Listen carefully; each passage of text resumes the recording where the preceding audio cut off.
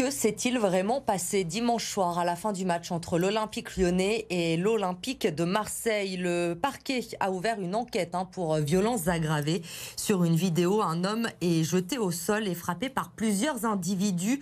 L'homme serait un supporter de l'OM. On entend des insultes racistes. Xavier Pierrot, le directeur général adjoint du stade, nous explique ce qu'il s'est passé après avoir visionné les images de vidéosurveillance. Il est au micro d'Olivier Jouglard. Le fait déclencheur est à ce moment-là le chambrage des supporters marseillais qui n'auraient pas dû être là puisqu'il y a un arrêté préfectoral qui avait été pris. S'ensuit différents affrontements entre ce groupe d'individus au nombre de 7 et un groupe d'individus côté supporters lyonnais au nombre de 15. Maintenant, je peux vous le dire avec certitude, ayant vu les images de vidéosurveillance, que ce groupe de 7 individus, supporters marseillais effectivement, se font agresser, taper sur le podium. Des propos racistes ont été tenus qu'on ne peut pas tolérer. Nous avons déjà alerté le procureur de la République. Les images seront données aux forces de l'ordre. Une enquête est en cours. On espère que la police, on ne doute pas, fera le travail. Et ensuite, la justice prendra les décisions qui seront à prendre. À Saint-Priest, une inspectrice des permis de conduire a porté plainte hier après-midi. Pendant un examen, un candidat l'a insulté et menacé de mort. C'est le gérant de l'école de conduite présent dans le véhicule qui a fait sortir le candidat. Le syndicat représentatif des inspecteurs apporte aujourd'hui son soutien à cette collègue. Malheureusement, on s'aperçoit qu'il y a une agressivité. Alors, est-ce que c'est lié à une impréparation des candidats et qui pensent que le permis de conduire est indu ? Est-ce que c'est lié à un phénomène de société qui fait qu'on n'accepte plus le refus et qu'on n'accepte plus l'échec? Il y a peut-être aussi à creuser de ce côté-là. Je pense qu'il faudrait aussi que les sanctions qui sont prises soient plus fermes et soient communiquées. Parce que malheureusement, vous voyez, une collègue qui a été menacée de mort l'année dernière, qui a occasionné un dépôt de plainte, bien évidemment, l'auteur a été condamné à un rappel à la loi. Ça semble dérisoire par des faits comme celui-là. 4 mois après l'incendie de Vaux-en-Velin, les sinistrés ont le sentiment d'être abandonnés et méprisés par les pouvoirs publics. Ils doivent d'ailleurs rencontrer demain la déléguée interministérielle à l'aide aux victimes. Les précisions de Lauriane Pellaud. 4 mois après le drame, la situation reste la même pour les 27 familles sinistrées.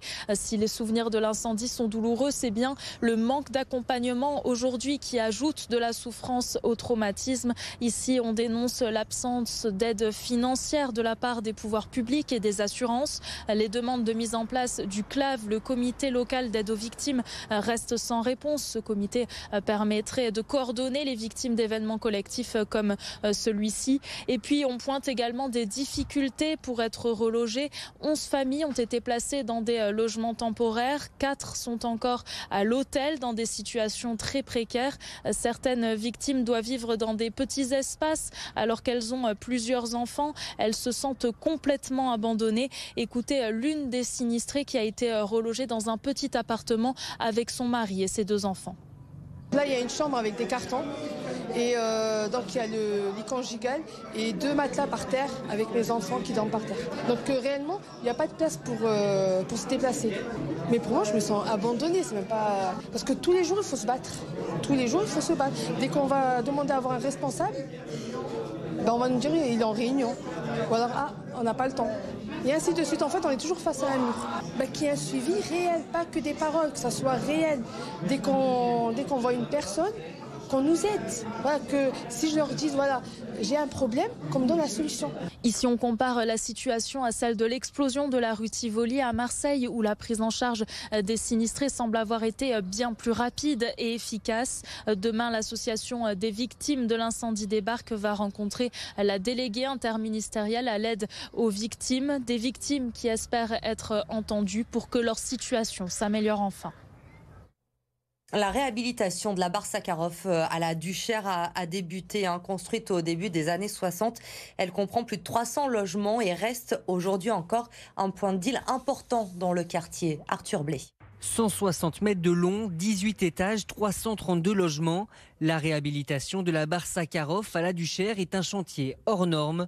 Au programme, la création d'ascenseurs, l'agrandissement des halls d'entrée et une nouvelle isolation pour l'immeuble. Ça se fait notamment par l'extérieur en mettant une deuxième façade, si vous voulez, une protection notamment en façade avec des matériaux biosourcés, je suis désolé d'entrer dans ce détail, mais qui permettent d'augmenter finalement l'isolation. Le bailleur assure qu'il n'y aura aucune augmentation de loyer pour les habitants.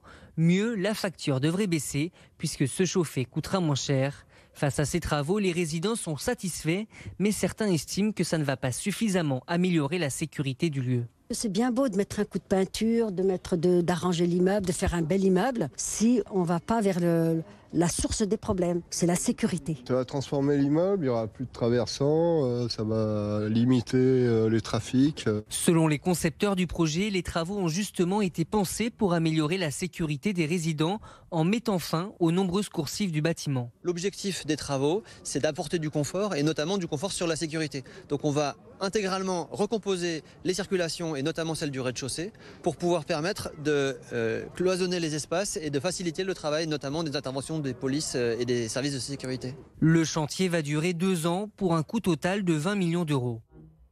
C'est un phénomène qui prend de l'ampleur avec la hausse des prix de l'alimentaire. De plus en plus de Lyonnais attendent la fin des marchés pour acheter leurs fruits et légumes. Des prix cassés qui leur permettent de faire plusieurs dizaines d'euros d'économie par mois. Exemple sur le marché de la Croix-Rousse ce matin avec Stéphanie De Silgui et Jade Terlin. Allez, on termine les haricots, c'est la fin des haricots. Allez, profitez-en, 1,50, c'est la fin des haricots. Il est près de midi sur le marché de la Croix-Rousse. Choux-fleurs, courgettes, asperges, c'est l'heure de remballer les étalages. Pour certains, c'est donc le meilleur moment pour faire des affaires. Anissa vient ici depuis des années. Avec le retour de l'inflation, ses habitudes ont changé. Elle cherche les légumes les moins coûteux et les plus bradés. Moi quand je fais l'aller, je regarde les prix. J'ai toujours appris comme ça. Et le retour, j'achète. Et souvent au retour, les prix sont encore moins chers que j'ai vu pour l'aller. Les prix sont divisés par 3 pratiquement vers la fin quand même. Là, tu fais des bonnes affaires. Là, tu retrouves des prix normaux. Ces étudiantes, elles, se tournent vers les fruits et légumes mis de côté, des produits abîmés mais consommables. Tout est de plus en plus cher et puis on est étudiants et étudiantes et on n'a pas forcément les moyens de se payer un kiwi à 2 €, quoi. Donc si on peut en récupérer alors que c'est tout à fait mangeable juste parce qu'il est un peu cassé, c'est plus intéressant, quoi. Certains commerçants proposent des paniers à mini prix. Ici, la botte d'asperges est 3 fois moins chère qu'en début de matinée. Une solution pour satisfaire un maximum de clients. C'est pas abîmé, mais c'est moins joli, c'est moins vendeur. Au lieu de les vendre à la pièce cher comme on vend les autres, on les met vraiment pas cher. Et ça fait plaisir à du monde parce qu'il y a des gens qui n'ont pas d'argent et ils auront à manger quand même. Depuis un an, l'inflation sur les produits alimentaires avoisine les 16%.